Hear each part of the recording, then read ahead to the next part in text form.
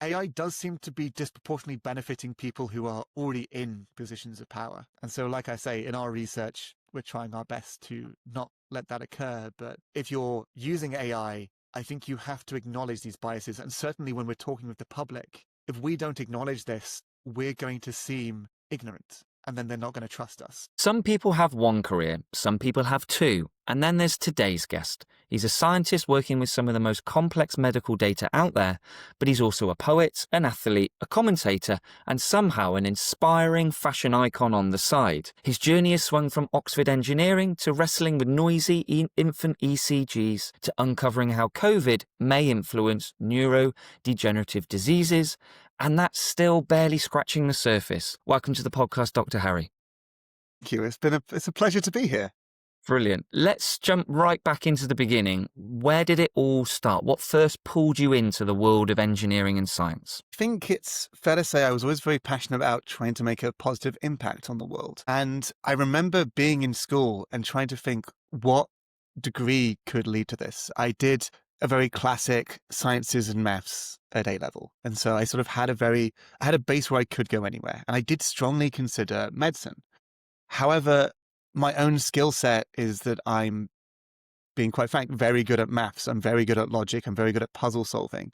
I'm less good, I'm fairly good, but I'm less good at rote memorization, and I'm not great at mornings and a strict shift schedule. So medicine didn't necessarily seem like it was going to be for me, but I did these open days and I was really considering it. I considered maybe whether to work in trying to create new drugs in pharmacology. That was actually something my older brother did at university. And so it was but then I was aware that the drug industry is not necessarily perfect either. Someone actually recommended prosthetic limbs, and that was something I had a deep think about. And actually, the more I thought about medical engineering as a discipline, the more it seemed appealing to me. Although when I applied for university, I actually applied for natural sciences in a few places, which is a degree where you start and you can pick your sciences as you go, and then medical engineering in a couple of places. And then unbeknownst to me, I applied to general engineering at Oxford because they don't have a specific medical engineering course, but it appears as such on UCAS. So I applied there and then found out, oh, this is general engineering. I'm going to learn again this base. And actually that was really useful because it might sound quite high level for an engineer, but I view engineering as a philosophy as opposed to the other sciences. There is the philosophy of assumptions. How do we apply things to the real world? And what is the cost in those assumptions? Any engineering essentially boils down to that. And so learning that meant that you were able to tackle new projects and you're able to develop in that way. And so thinking about what are my skill sets and how can I use that to try to achieve my goals is really, I think, one of the things that helped me find out where I am today and helped me along that path. Yeah, and what was it like getting that letter to say you got accepted to Oxford beyond the prestige? What were sort of some of the perhaps early moments that humbled you or still make you smile today? I'm going to be honest, I got into Oxford only because I'd already got into Imperial. Imperial had their interviews first. They went along. I did the interview there. It went fairly well. And I think I might have even already had the offer by the time I went to Oxford interviews. Imperial was already way beyond what I was expecting. And that meant that I was incredibly relaxed going into my Oxford interview. I think everyone else was very stressed. And I was like, this is bonus. I'm unlikely to do this. I was also very lucky. I applied openly because I didn't expect to get in. I'm not going to research what the colleges are. As such, I got randomly assigned, I should say, to Mansfield, which is the highest state school percentage college in Oxford, which for someone like myself from a state school in Yorkshire made me feel a lot more comfortable as well. The tutors were very good at taking a second to sort of make sure that you were relaxed. And that kind of gave me a lucky break that my interview then probably went a lot better than it would have done under other circumstances. I do remember the post came in the morning and I was not given it in a neutral manner. My mum said, this is quite a thick envelope. I think it's good news because they'd included a booklet for what to do on your first day there. But I'd felt the first interview had gone well. The second one hadn't. I actually would later help out with Oxford interviews. They always want students to volunteer. And I was very good at distracting people, talking them through it, doing a lot of access work, which was something I really cared about, which is trying to help state school kids and kids from different backgrounds with Oxford and Cambridge applications and demystifying it. So that's something I can talk about more. But it was already unbelievable that I'd gone into a fantastic university like Imperial, and that would have been for specifically medical engineering. Then to get it in Oxford was unreal. And then I had to choose between them. And I will say I very nearly, and actually some other ones as well, I very nearly didn't choose Oxford. I thought maybe it's a bit too posh for someone like me. It was general engineering rather than specifically medical engineering. But I also liked the fact I would be mixing with non-engineers and non-science people, because I think that's quite important to have that diversity of range of thought. Whereas Imperial, I would have been in London. There's less social aspect in a place like Imperial. You've got to go out and find it yourself, is more what I should say. There's social aspect, but it's less easy to get involved in the social things. It's a bit more work and it's a bit more science-based things. So I did nearly reject Oxford. I did a coin flip. And it's the classic thing that when you do a coin flip, if you find yourself wanting the coin to come down away, that's your choice. Brilliant. And that's how I ended up being at Oxford for 4 years and then later on another 5. Wow. It was a joy. And then let's bring on to sort of some medical imaging. And what did fMRI in the field that you wanted to dive a little bit more into that with your DPhil, which is obviously the precursor to what we now know as a PhD. Is that correct? Yes, so it's precursor in historic terms, but a DPhil and a PhD are the same thing. For my master's thesis, I ended up doing a MRI-based thesis. I was specifically looking at something called CEST imaging, which I'm going to dive into a little bit of science here. If you can remember that acidity is how much hydrogen there is. It's the negative log of hydrogen, if you remember that, but it's just amount of hydrogen. When you respire without oxygen, when you get cramp, the reason is because of lactic acid. Acid, acidic. When someone has a stroke, oxygen is cut off from part of their brain. That part of the brain starts producing lactic acid and all this sort of outputs of anaerobic respiration without oxygen breathing, as it were. This means that if you had a way to image how acidic things were, determine the amount of hydrogen, you would have a very good marker of where in the brain is been most affected, which part of the tissue is dying due to lack of oxygen. This was the theory.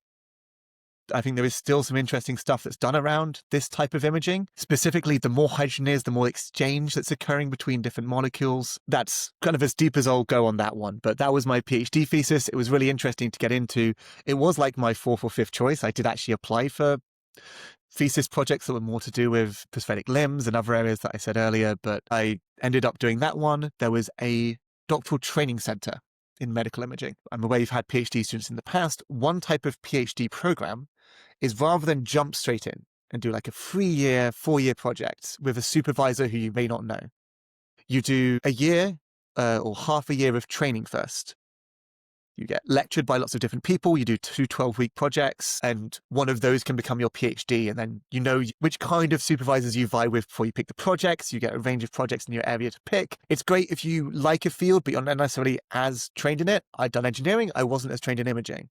So I did a doctoral training center in medical imaging. I got this initial training. I did a couple of projects. One of those then became my PhD. And it was very much a case that I really liked the supervisors, Carla Miller and Mark Chu. I got along with them very well. And the project was quite interesting to me. It wasn't, being honest, necessarily the thing that I would most have liked to do, but other circumstances meant that it's like, okay, I'm happy with this as my PhD project. And so I got to look at MRI and fMRI. Now, to explain this a little bit quickly, the MRI is a single image. Audience may well be aware, in the same way that an X-ray is a single image of a bone, an MRI is also a single image, but unlike bone, I mentioned hydrogen earlier, MRI looks basically at water density. That's a rough way to describe. It's not perfect, but amount of water in the body is roughly what an MRI is looking at. And it gives you a different image to just density, which is why you may have an MRI as opposed to an X-ray if you've got a knee injury, because your ligaments and tendons have different water content than the surrounding flesh. And it can help things show up that wouldn't show up on an X-ray. fMRI is where you take multiple MRI images.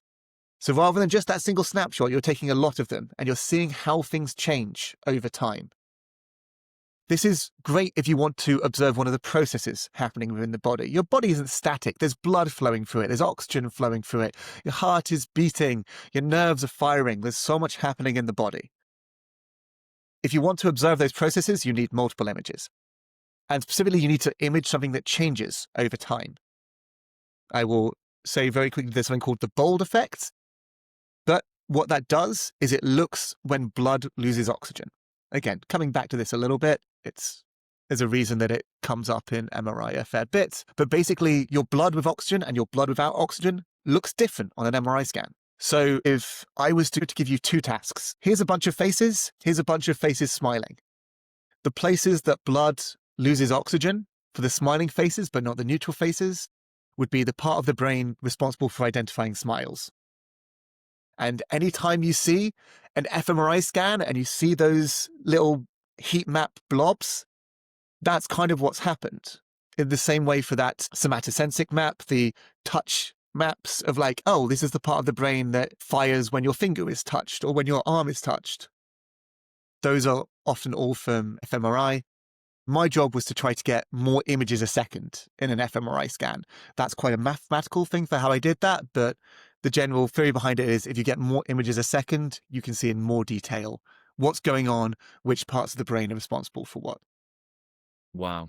And what was it like? Obviously, that was your first. What came part beyond that once you'd finished your research in that? You did a bit of work up in York dealing with some messy infant ECG data. Was that I quite a did. big shift again, or?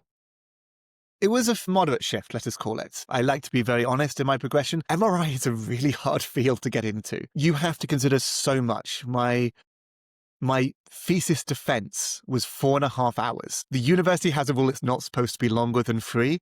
Almost every other department keeps to it. It's not an Oxford thing that there was a 4.5 hour thesis. It's my department. Because they can ask about the neurochemistry, the neuropsychology. They can ask about the physics of electromagnetism that have to be involved. They can even ask a bit about the hardware, the formation of these sequences of magnetic pulses that cause an MRI scan. There is the mathematics in how you take that scan data, how you move it across. There is so much that is involved in MRI, and also because it's a field that has been developing from the 70s, and because it is essentially people trying lots and lots of different things, there are so many acronyms, of which I was potentially guilty of adding another. But it makes it very hard to try and get a full picture in your head. And there's always difficult when you can't get that intuitive understanding. However, what I was doing was I was looking at how an MRI, this picture, was changing over time. To give a term to this field, it is time series analysis. You will often see it come up in economics. You will see it if you're just looking at your sales charts. You will also see it if you're trying to check how a patient is changing over time in physiotherapy, what their progression is. Looking at how something changes over time is a distinct field of mathematics. And so moving from MRI, which is how this volume changes over time, to an ECG, which is how one line changes over time, was actually really refreshing. There was definitely extra things that I could bring over and I could be aware of. But for me, it was definitely going conceptually simpler for a while. Unlike an MRI where I was kind of just working on the generation of these images, I was working very closely with psychology. I was working actually with computer science because we were trying to get this ECG of a young child. They were also trying to get a head camera video, and we were syncing the two up. And then we were using that to create a basically data stream for a child to say, like, this is the response of this child compared to what they can see. And the reason we were doing this is because actually your brain and your heart are linked. There's something called the vagus nerve. It's not super important, the name, but it means that when you pay attention to something, your heart rate drops and stabilizes. A child is still developing, so they don't necessarily have the ability to pay attention yet. It's very hard for any of your listeners that have young children to know, is that child paying attention to something or are they just staring gormlessly? The heart rate is one way we can actually tell that. And we wanted to get more information on that. We were doing some of the first research outside of a lab scenario, doing hours of recording on an incredibly lightweight and I'm going to say quite poor quality ECG device, and I'm going to say that non-derogatorily because the smaller and lighter it is, the more likely a 3-year-old is to wear it for 3 hours. And so the conversation was basically how light can we make it and how bad can the data quality be that I can still process that ECG data? And so I had to come up with a way to clean the data, to generate the heart rate from the ECG. If anyone's ever seen an ECG, you get the beep, beep, beep, and little peaks that come up. Those peaks occur once every heartbeat. And so that's how you calculate heart rate. But a child's heart rate is much faster than an adult's. Always something to be aware of. It does decrease with age, but it can start up around 150 BPM and then slowly goes towards a lower level at 18 for, biological reasons they're growing. And then it slowly often increases past 18 as the person gets less unhealthy, but that's less of a biological thing. That's more just people tend to get unhealthier as they get older. But because it's so much faster, I basically adapted existing algorithms and tried to create a better version of infant ECG processing, and also tried to create a algorithm to detect when the heart rate was good quality. So it meant in these hours of recording, we could say like, this is the heart rate, this is the heart rate we can recover, and this is the heart rate that is just bad quality and we should discard. And so working with hours of infant ECG data as a way to try to improve the research on attention in young children and development preschool age is what that was involved in looking at. And it was really interesting. I really enjoyed it. It was a very high stakes funding thing, and funding is a whole separate thing I can talk about. But we basically got renewed every year if we did enough. And because we were part of a big project, it did not matter if some of us were hitting our goals, if some of the other groups did not. And I was left in this interesting position where our funding stopped after 2 years. I'd done this really interesting work on ECG, but we couldn't continue the project. And so they found out some scrapes of funding to keep me on part-time, and I ended up basically writing an extra master's thesis and turning that into a paper. It was 50 pages of a Google Doc, just because I was pure pig-headed to be like, no, I've done some really interesting research here. I'm going to get an extra lead author paper out of this. We'd got one 18-person paper where I was joint third author, and then the next one we got as this massive group was just me being like, no, this paper is coming out and I'm making sure it does. And then later on, we got another psychology one that I was joint first author on that was a bit more focused on what we were actually trying to use the ECG and the other data for. But it was quite funny just within this. I was like, I've done enough work. I can get another paper out of this. And often, sometimes those hard moments are where some of the lessons are found. What do you think you've sort of had to sort of navigate some different challenges there? You've touched on funding, obviously getting sensitive data and finding that sweet point. What do you think some of those have actually taught about yourself with finding those balances between good quality data, a good ECG monitor, or even some of the research papers we've done? There are many ways to deal with bad data or missing data, and you're unlikely to find the best way. Every method requires assumptions. You're always going to face challenges, and in some areas, you just won't be able to solve it. Engineering, what I came back to, is the philosophy of assumptions. Engineering is trying to work in the real world and saying, okay, we're going to make an assumption. What is the cost of this assumption? And so I find that very useful when dealing with data quality or with missing data. If you're working with medical data, you can't afford to even let one person's data become public. It's not something you can do. And so it's very high cost. Whereas if I'm working with ECG and I've got hours of data, it's okay to not be able to salvage a fair bit of it, as long as I can get a good amount. And there was this continuous discussion about how good is it? And there's not a clear answer. It's not as if below 70% is fine, above 71%, is actually good, and 69% is terrible. Hard thresholds don't necessarily exist, but the absence of a hard threshold does not mean there's not an interesting discussion there to be had and something you can try and move towards. In the same way, bit of research I'm hoping to be able to do with my current research is we're hoping to train an AI on medical records to predict heart attack and stroke risk. However, we're not actually as interested in the outcomes on this project. What we're doing is looking at who's not represented in health data sets, because not everyone goes to the GP. Farmers will often just not go to the GP if they have something, they'll be underrepresented in the data set. Rural areas may not record data as correctly as other areas. Different departments might not record things as correctly. Some people are just more agnostic towards healthcare services, whether that's because they have their own approaches that they think work, they've had bad experiences in the past, they're part of a group that has been systematically undertreated by medicine. There's many different reasons people are not in health records.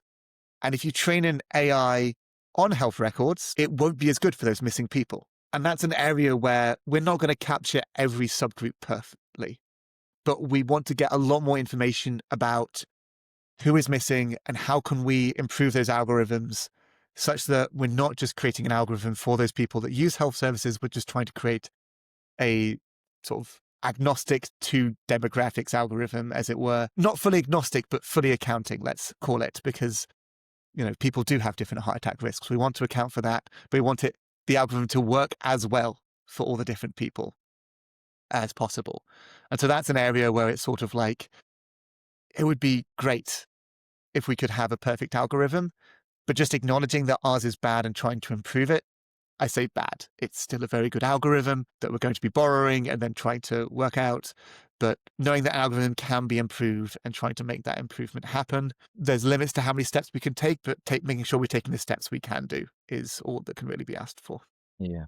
So that brings us nicely then into what you're currently doing, and you're down in Bristol at the moment, and we'll come back and circle back into the AI bias in a moment. But the stuff you're doing spans sort of long COVID and the impact of that on potentially neurodegenerative diseases. Do you want to just dive into a little bit around that, and then we'll circle back to AI and healthcare? Sure. So I work in Bristol in the Electronic Health Records Group. It's part of the Department of Epidemiology, technically, but basically our research is things that can be derived from looking at medical records. And we use a platform called OpenSafely, developed by Professor Ben Goldacre, who's a fairly well-known scientist, and basically managed to use his influence during COVID, create this structure whereby I can access medical records and I can run statistical analysis on them, but I can never see the individual records. So like I can create code, the code runs, and then I get the answers back. So we have data checkers at each stage to make sure, hey, are you accidentally going to find information here? Are you rounding properly? And obviously I can see more information than I can get out just because I need to for error checking purposes to see if I've done my analysis correctly. But then any code which is ever run on that data set is publicly available because people can't access the data, so we can make the code available, which then makes the sharing very easy. We're looking at the effects of COVID, accounting for vaccination status on neurodegenerative diseases, cognitive impairment, dementia, Parkinson's, etc. However, not that many people actually get some of these conditions, and particularly not in the time frame right after COVID. As such, some of the conditions we may not be able to look at as closely. It's also worth saying I'm very interested in long COVID. I've had friends who've had chronic fatigue. I myself suffered a month-long period of fatigue during my PhD as well. It's a really fascinating area to me, but it's so hard to diagnose that actually we don't really have long COVID as a disease in the health record database. And certainly it didn't exist very early on. So it's hard to see this led to long COVID because the diagnoses aren't there. It matters when in the records these things were recorded. But we can look at cognitive impairment. We can look at dementia. And cognitive impairment is both a symptom of long COVID and a precursor to dementia. And so it's interesting on both of those levels. And so by looking at COVID, and as I say, breaking it down by vaccination status, accounting for age, for sex, and for a few other things as well, looking at all the different subgroups, we can derive the additional increased risk that if you got COVID, how much more likely are you to get dementia within the first 4 weeks? You pass the first 4 weeks, then what's your risk from 4 weeks to half a year, etc., etc. I'm trying to be quite careful here because we've got the initial set of results, but I've not been given approval to release them yet. Though I have done some at a conference, and so I Broadly, can yeah. talk in broad terms that COVID is bad in a lot of ways, and some people at home might be thinking, okay, COVID is bad. Do we need read research on this?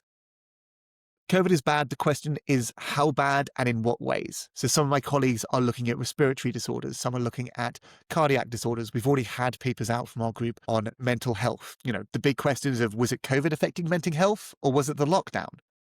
We've had a look into that. Gastrointestinal diseases. There's also the things like the gut. There's also the question of why does COVID affect the brain?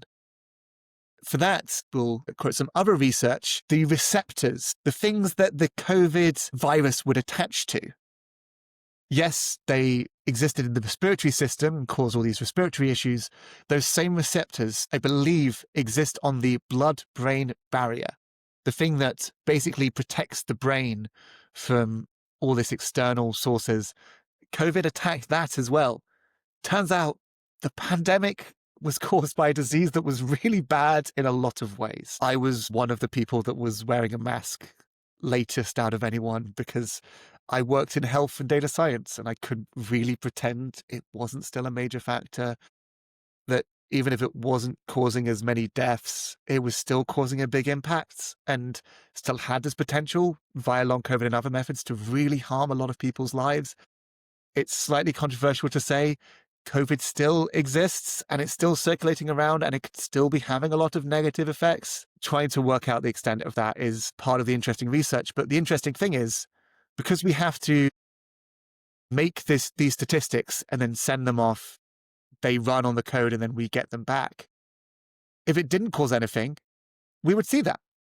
Like, we're writing the code such that if there was no impact via vaccination status or of COVID, we would see that actually either there is not enough data to support our outcome, either because there's not that many people getting that disease, or just there's a lot of uncertainty involved, or we see what we see. It is a interesting and slightly scary thing that RFK Jr.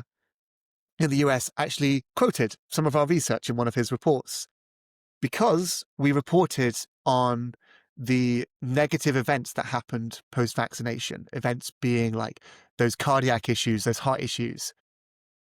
Now, did he read the paper? No, because the whole paper talks about how overall you've got less risk of heart issues if you get vaccinated. Yes, there was a very, very small but elevated from baseline risk of an incident involving your heart.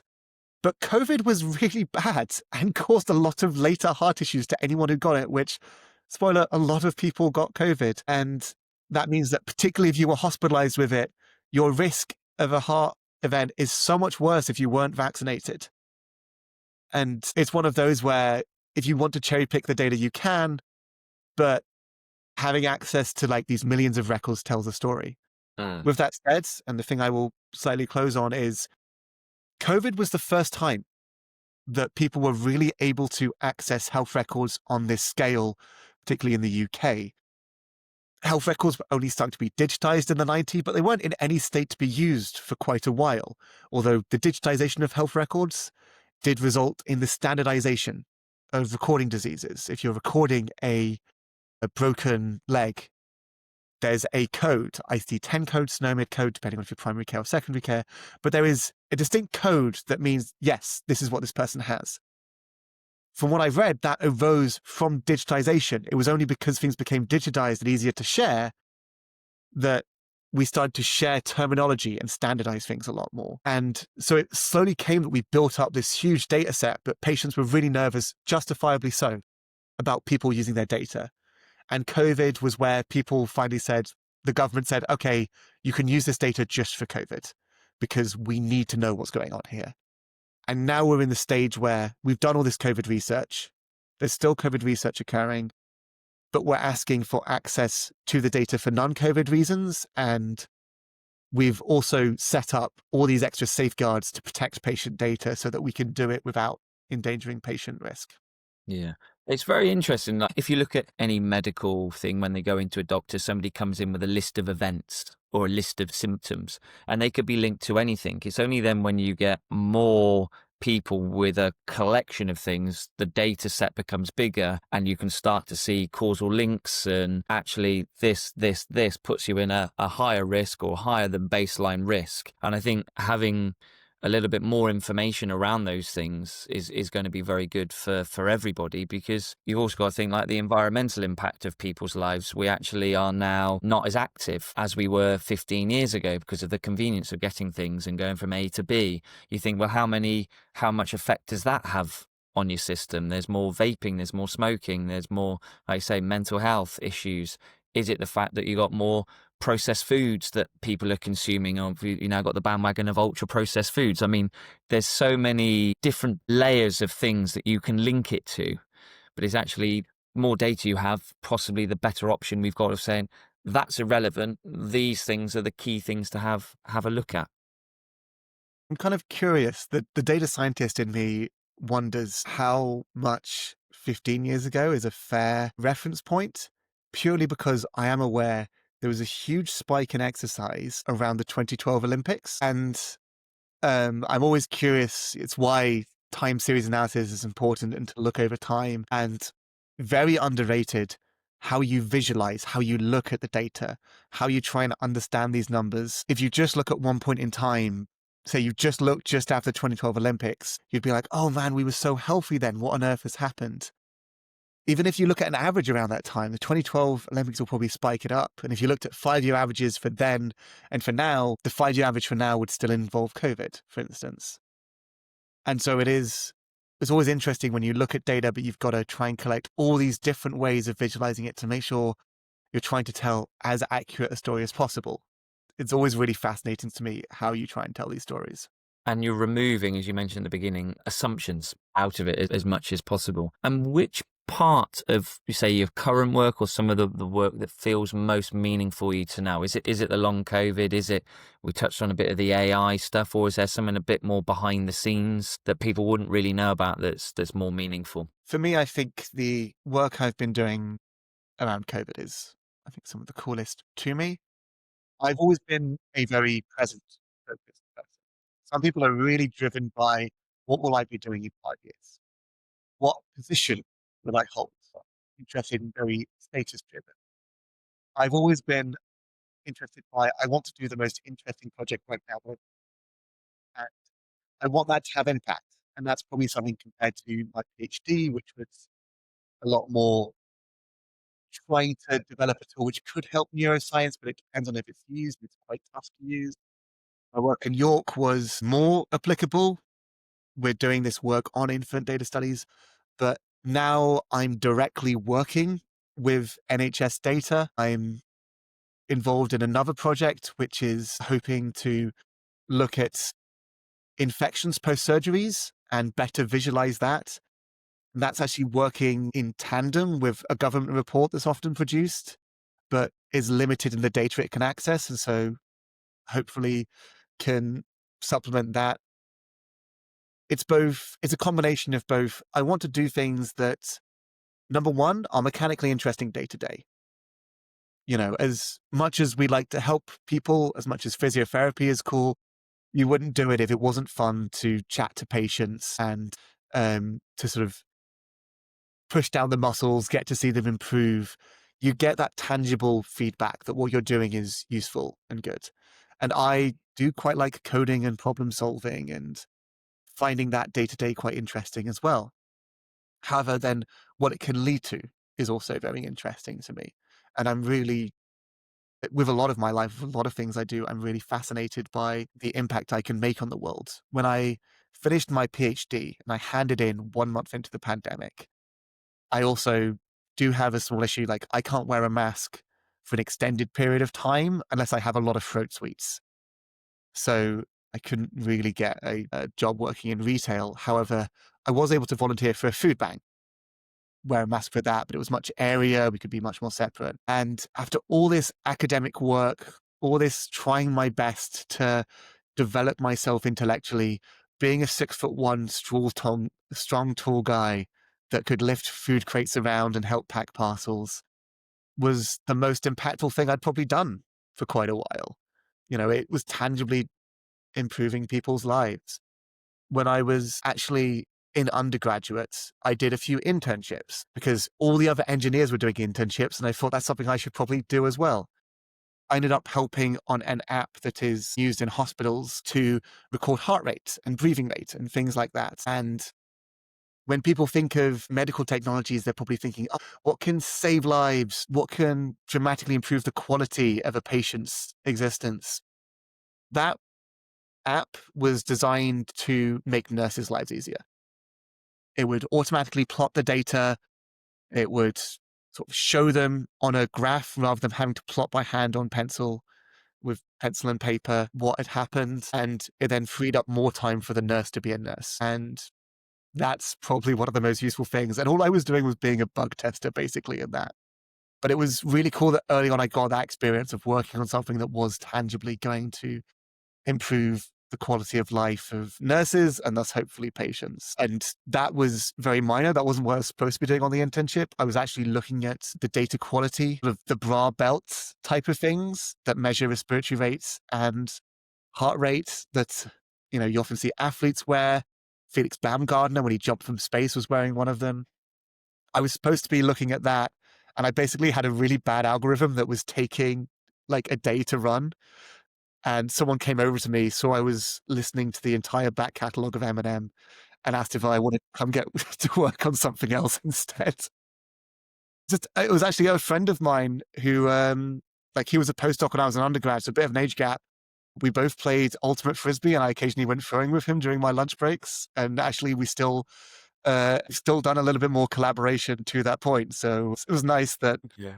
a bit of sport ended up me leading to be involved in this project. And when I came back for an internship the next year, I did some work on trying to predict a low blood pressure event on people with undergoing dialysis, because that's a huge issue. You're taking out a lot of blood out of their body to filter it. The blood pressure lowers. But I think I still did work on this project that I'd been involved in because I'd been given a baseline and got to see a bit more of that work as well. Now, if we circle back to the AI briefly, and we have a Sure. synopsis of that, AI is obviously going to take over the world as every doomsday sort of thing. But in terms of healthcare, it's probably, as you've already mentioned, the sensitivity around anomalizing data and patient records and things like that. There is potentially going to be some benefits, and there's obviously some risks that we need to be aware of. Is there sort of a healthcare bias to AI, or is there a positive or a negative bias towards it? So it's always interesting talking about AI as someone that has read the papers and that moderately understands the mathematics. For most people, AI is a black box. And when you create a black box, you fill it in your head with what society has told you AI is. And so you start to think of this thing that can feel. People are using AI as a therapist. People can't conceptualize what AI is other than an intelligent computer. Whereas, being honest, for me, AI is a very good way to link X to Y. You've got X, you want to know how it links to Y? Great. AI is really good at that. Arguably too good in places in that it will create connections where they don't necessarily exist. So you do have to be careful in how you use it. If you ask a chatbot, how is this new method better than this older method? It looks up all the data and it tells you, great, here's how this new method is doing really well. You ask it how the old method is better than the new method. There's no data on that. No one's written on that. So it spins its wheels. And when I tried this, it just kind of listed how good it just listed like what the methods were. And it couldn't really do any comparison because it's not able to think. It's just able to interpret the data that comes in. But if you didn't know that's what it was doing, you may think the AI's just responded with how the old method is better than the new method. I also do a fair bit of creative work, and so many creative people are very justifiably skeptical of AI and what it can do. And it is being used in quite a harmful way in those industries. Research from the Ada Lovelace Institute showed that people's perceptions of AI are very much skewed by the position in society they hold. People who were less economically wealthy, were very skeptical of AI. As such, I think it is important to acknowledge a position of privilege when you talk about AI. If you're in a very stable job, you're in a management position, you're thinking AI can help me do all of this legwork, you're going to feel really positively towards it. If you're up and coming, you're still trying to find footing, and work that was previously entry level is being taken away, you're not being able to get into finding any industry. By doing that leg work, you're not going to be able to get a baseline and learn the other skills you need to do in order to progress. Everyone wants to use AI to replace some parts of the process, like QA testing in games, for instance, but that's how a lot of people who worked in games, the games industry, would get into it. Now, healthcare. It's interesting because it's being used more in its original form, a prediction algorithm. We're not replacing things that are already able to be done, at least not in the work that I'm doing. I am aware that AI is being used, for instance, to try to make doctor's notes post-appointment to save the doctor's time. It then takes away a period of self-reflection the doctors might otherwise have, and so there is a discussion around that. But for the work I'm doing, we're still linking inputs and outputs, but very deliberately. With that said, do we use AI to help us with coding? Yes, but because I know how AI works, I'm using it very sparingly because I still want to learn how to code, and I still want to get better at that. Do you use it to write annoying emails? Potentially, but that's a separate issue. But where it comes to linking one data to another, like I say, AI is fantastic at linking A to B. If I want to know how height and weight predicts your risk of throat cancer, it will probably give an estimation of that. You need to know what you're doing in order to make sure the algorithm is doing what you want it to. In that instance, it would probably produce noise, I will say, and so it probably wouldn't be able to show a link. With that said, we're using public data as our input. We're using the actual data that comes from medical records in our case. And one of the things is that AI is a series of trails. If you know what you're doing, it's possible occasionally to look at the end of a trail and unwind where it comes from, and to find that starting point, that original patient record. You need to be really careful with how you use data and your algorithms to try to prevent that. There are all sorts of techniques that can be used to prevent that. A lot of them do make the algorithm slightly worse in exchange for better security. What we need to do is talk to the public. And actually, guess what? If you're listening to this podcast, that's you. You're the public. And if you're interested in how your data is used, you can volunteer. Often it's paid as well. Great news. And you can go along to various institutes that hold secure data. I myself, when I do projects, I have to interact with the public to check for these medical projects. Not something I had to do in psychology or in the neuroscience, but now I'm working in medical research. Before I can get approval for a grant, I have to show I've talked to the public and I've let them know, here's what AI is, because people have misconceptions about AI. Here's how we're hoping to use it. And here's the safeguards we have in place. With all of that understood, do you think it's a good idea for us to go forward in this research? Are there other things you would suggest? Do you think this is a worthwhile use of public data, your data? Because people don't want their data being used for something frivolous. All these discussions have to happen for any research, but particularly for AI, that has so much more potential for both what it can achieve and the harm it can cause. That's something that needs to be discussed. Additionally, there is a lot of medical research that is done by private companies. Do people allow private companies to use their personal medical data? The answer currently in this format is that they can't. But there are some places, so I believe the Netherlands allows private companies to pay researchers to do it on their behalf. So there's researchers that are trusted that can access the data. The private company basically pays them to do research. Those researchers do the research and then let the private companies know, great, here's how your drug tested. They then use that extra money that nonprofits can ask them, and they've been well paid enough by the private sector that they can carry out research for nonprofits as well. But again, the nonprofits can't see the data. Only these scientists who are trained in accessing secure data are able to.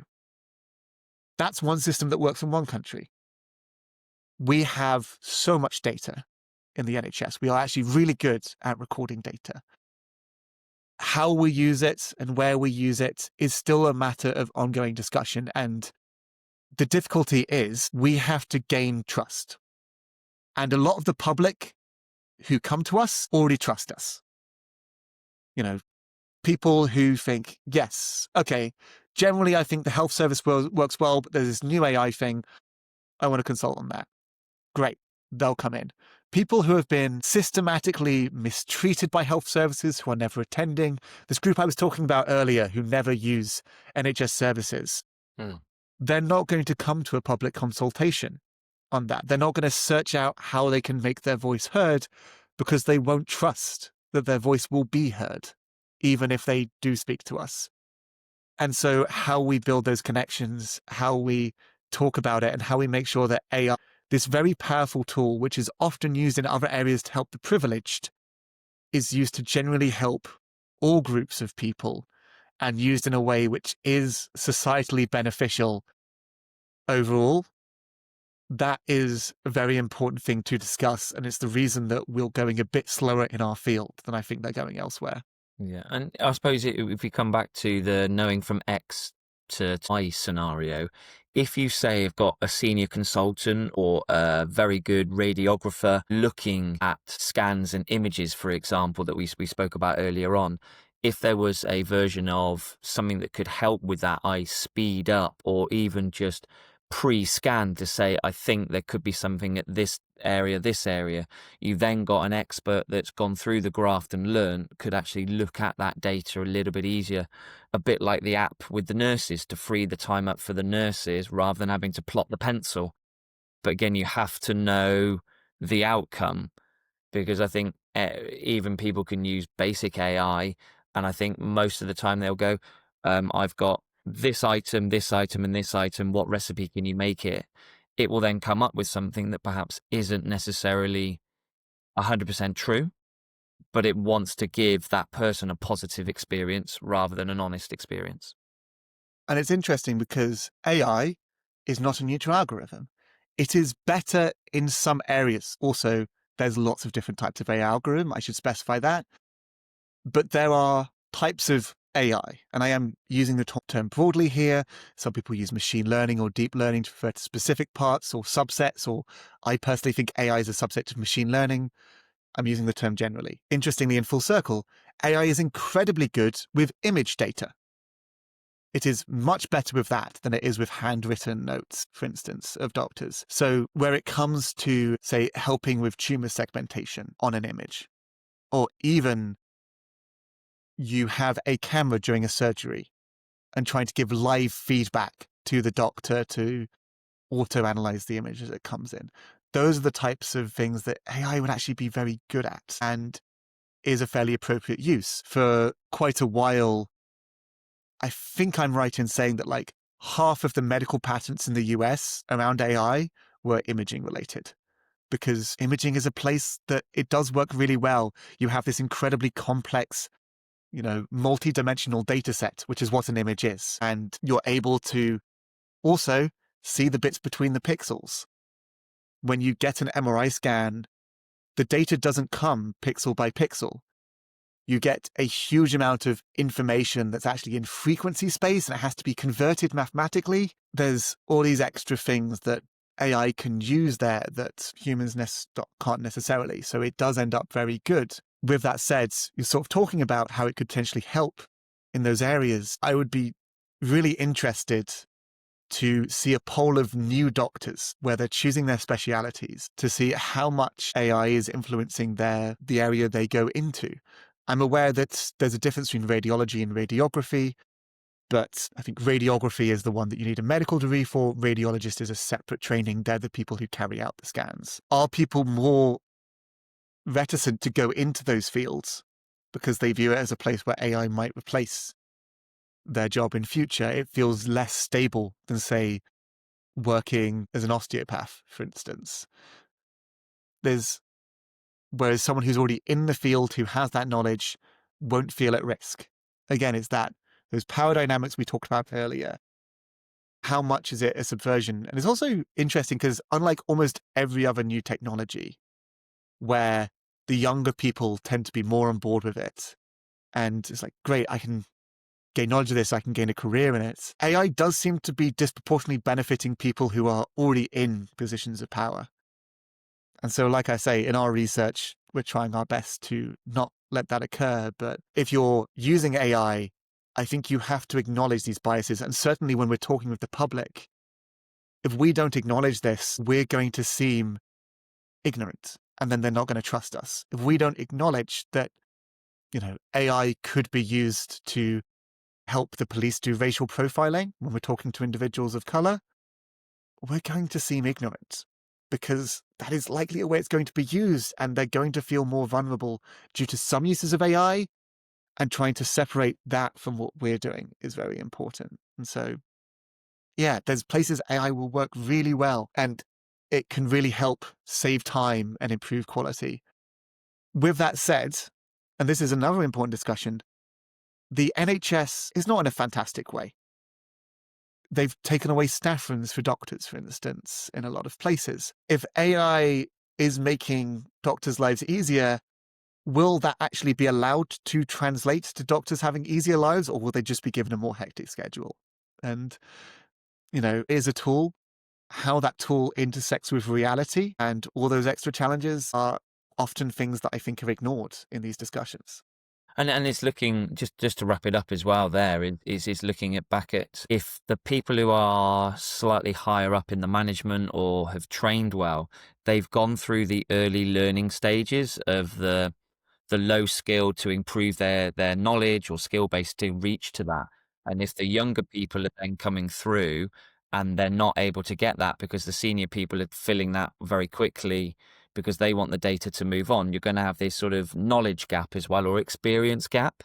And you won't then necessarily know whether the information that's coming out from the system is true or not. Whereas you just gave the analogy of, is this new system better than the old system? Whereas is the old system better than the new system? There's not enough data available for the old system to make a rational decision.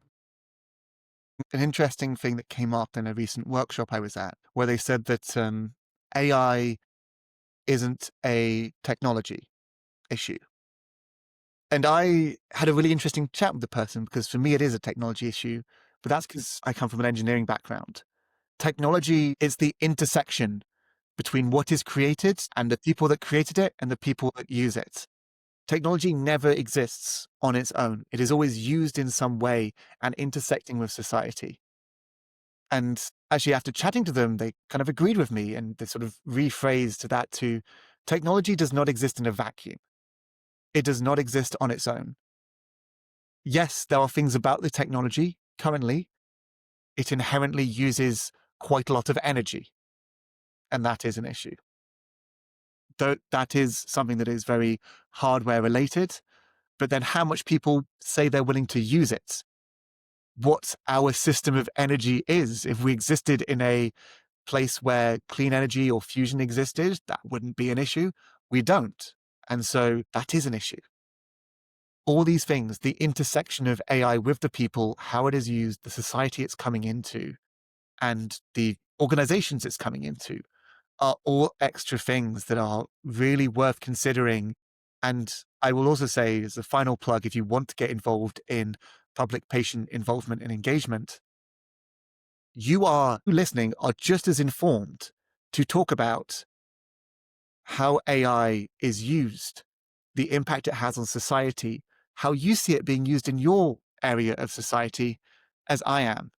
The difference is that I have more knowledge about how AI works. And if I'm running a session, I will help that to inform the discussion. But how technology interacts with society is not something that researchers can solve alone, nor should they. It should be a discussion between the general public. And ideally, that would be the case in all the ways AI is used as well. But I'm also just being realistic at that Yeah. point. Yeah. And if we step away from academia and things like that, you mentioned earlier you go and throw a frisbee, commentating, playing ultimate frisbee. How did that come about from being quite academic heavy to finding time to run around in the outdoors?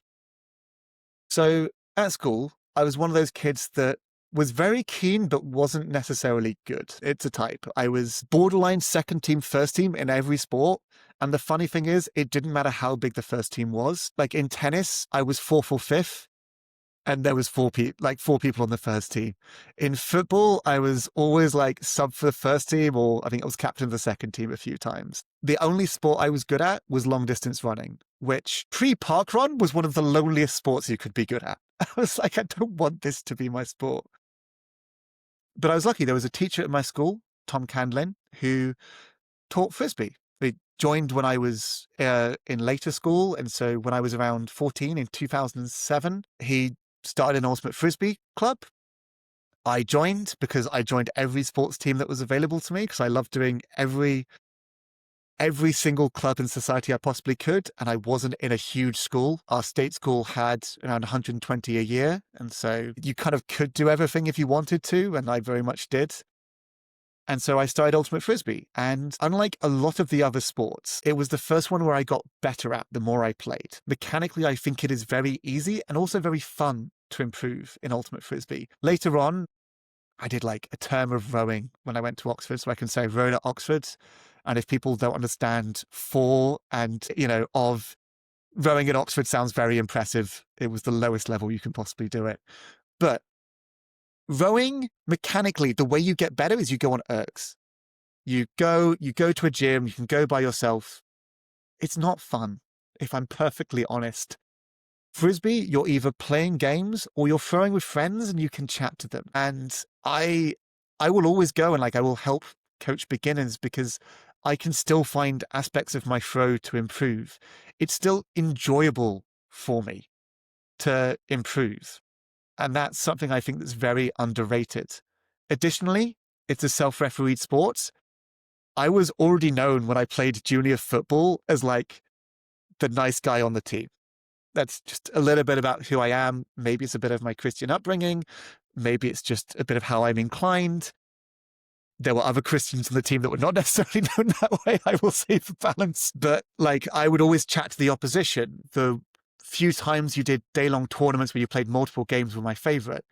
I then played Frisbee and I made more friends in one weekend of Frisbee than I'd made on other teams in years of junior football. And it took me a bit of time to make the switch, but I did end up making the switch. I went to sixth form. I did PGCSE, but after you finish GCSEs, you kind of stop that. I basically then transitioned more towards doing Frisbee, and I got better and better. When I was in sixth form, I started training with the local university team because we got Wednesday afternoons off at sixth form and they had trainings then. So I just went and joined in and I got better. And then I went to university and I went to a university that had a very good team. And then I was very lucky in 2013 to be the worst person on a team that went to the European Club Championships.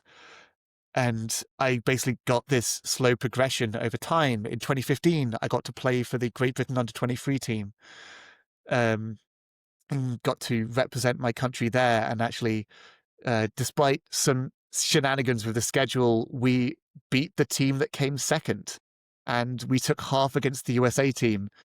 Did they beat us 7-0 in the second half for us scoring a point? Absolutely. They were annoyed because the US plays so much ultimate frisbee and they are so good. But did we win the first half? Yes, we did. And I have all these really fun experiences of a sport that is both very fun mechanically to play, but also, I say, self-refereed. I really like playing the mixed gender version, and all these discussions about women's and men's sport.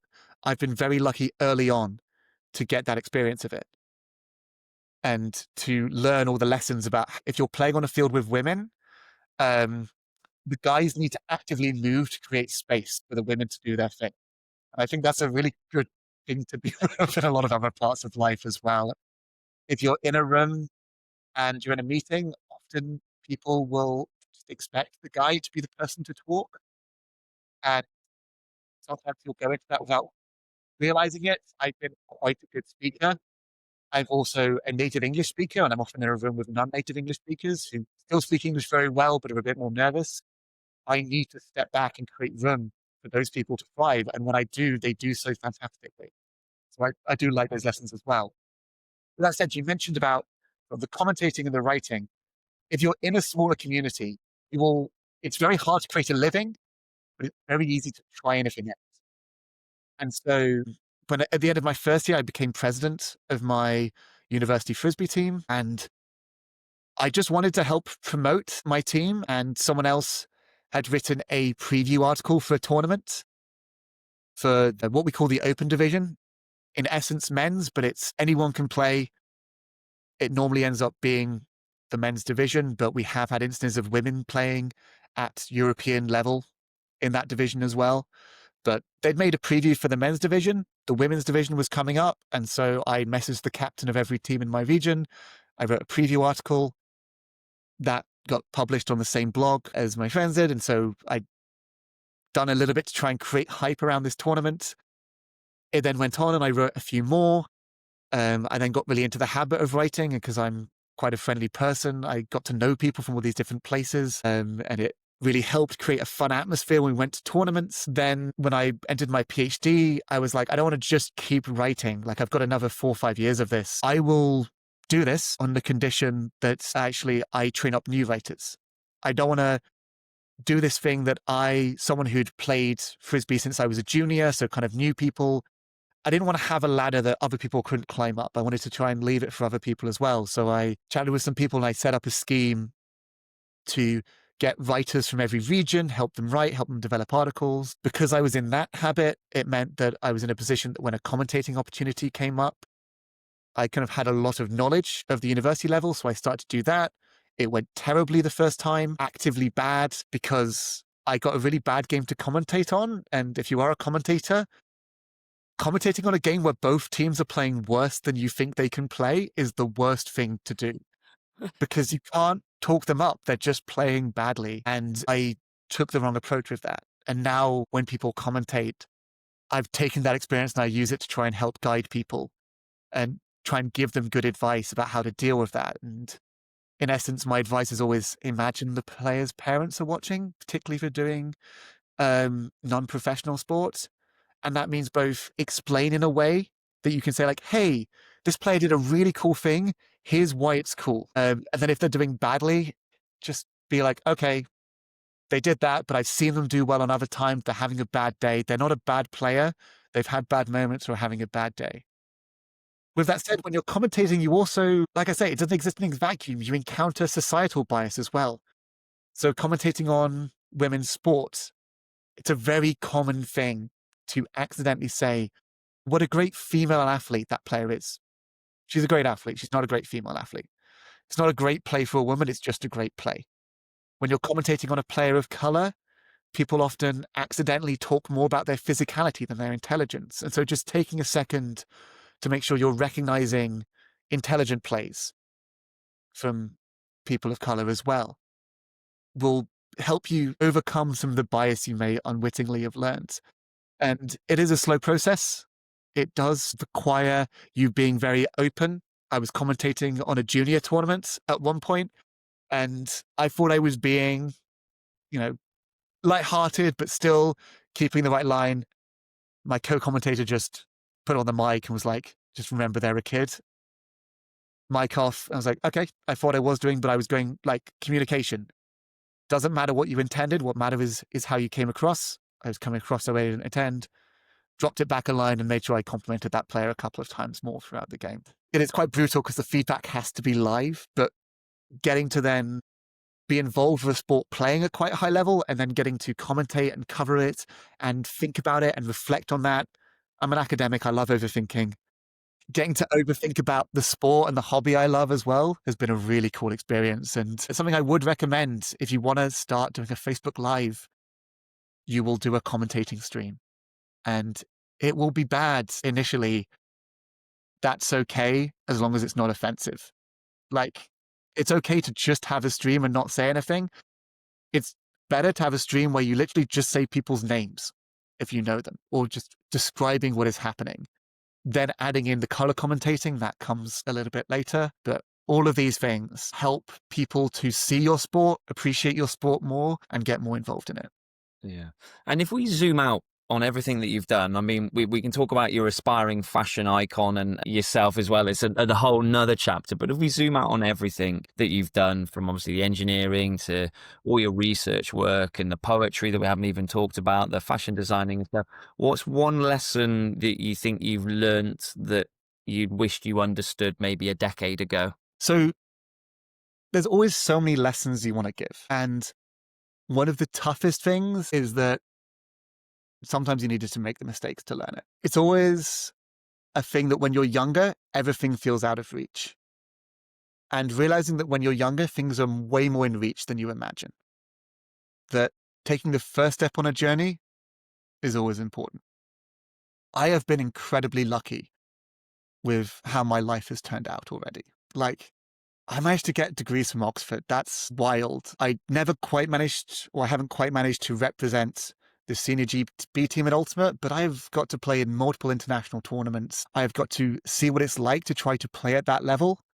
And I have learned so much about that. There's always a limit to what you're managing to do. And I count myself as someone quite lazy. I'm just good at tricking myself into doing good things. It's tough to say then, because if I said like, hey, work in this, I lose in another area. If I could go back and talk, I think just saying, hey, you will end up finding that next job. You will end up enjoying yourself. You'll get to do incredibly cool things. It would just help me relax during the times when I was uncertain.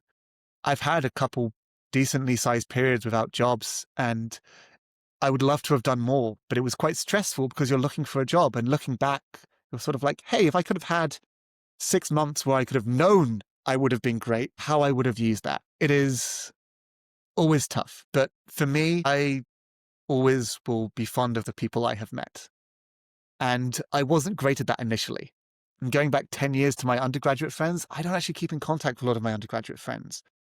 And I realized that it was sort of, you're around them all the time. It takes effort to still be in contact with people and to still show you care about them.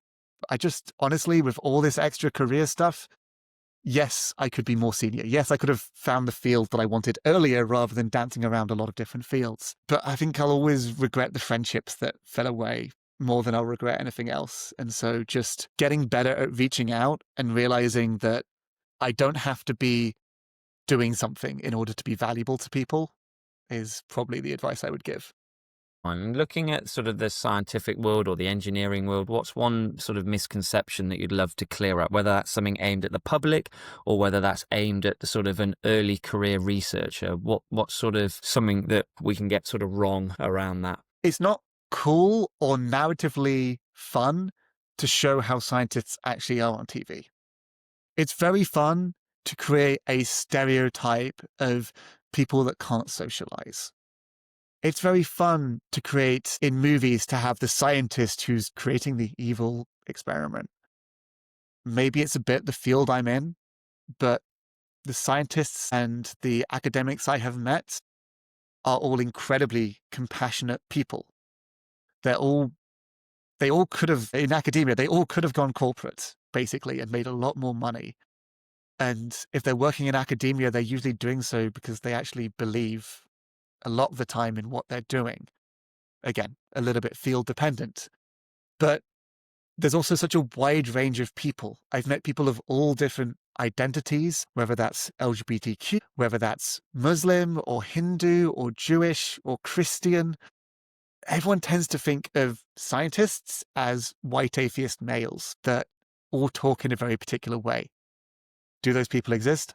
Absolutely. I also love those guys. But to pretend it's this monolith and to pretend like there isn't space in science for people of any identity and background, it can be self-reinforcing.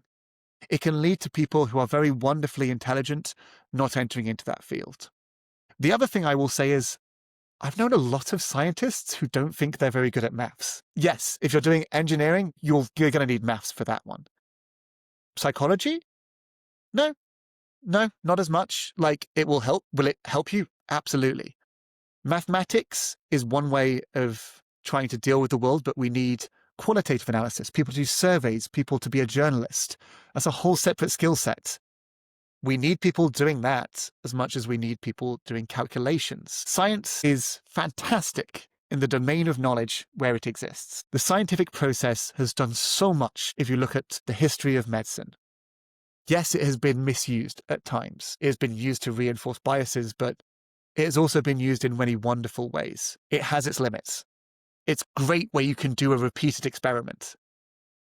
Where you can't do repeated experiments, where it comes to these interactions with the public, this public involvement thing that I've talked about earlier, we also need people that are inclined into other philosophies, have other ways of looking at the world, or just get trapped into our one way of thinking. Yes, there's nothing other than the scientific process which is going to determine the best vaccine. How that vaccine is used and how it interacts with the world needs people who know more about the world. And there are places in science and academia for them as well. If you did science at university, there are more studies that are looking for people to be involved in more practical ways.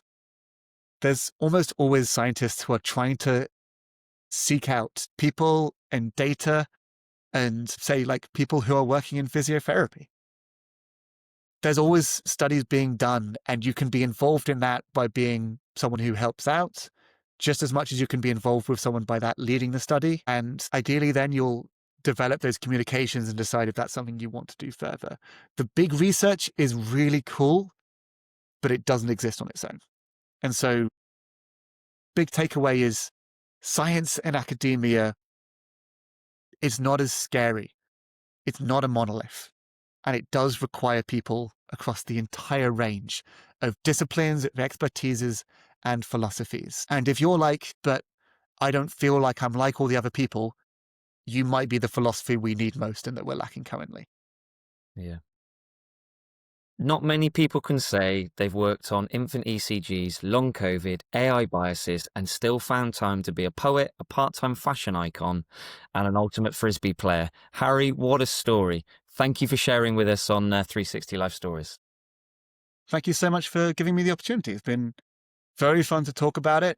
If people would like to reach out to me with any additional questions about anything that I've said, particularly early career researchers, with which I am still one, it is worth saying. I am still trying to find my footing, but if people want to reach out to ask about this, or especially any teachers who want to talk to someone who works in science and does poetry, and so maybe helps counteract a lot of those biases and those tribal elements that tend to develop, feel very free to reach out.